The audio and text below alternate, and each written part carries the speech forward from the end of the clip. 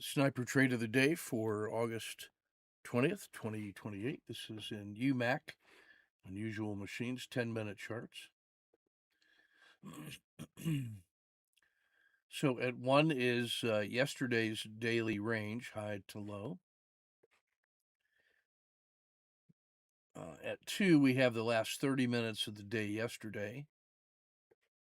At 3, we have the gap opening, which was negligible, and then the green box is the opening range 10 minutes.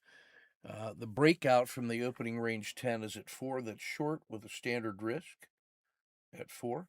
At 5 is a second position short because why not? 2 are with momentum. At 5. At 6, we have a 1, 2, 3 exit skin of the dragon for about 3R total.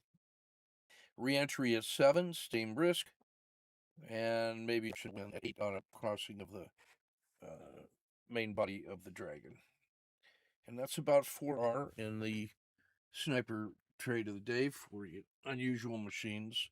Find us at tortoisecapital.net or Owl Group Trading and .com.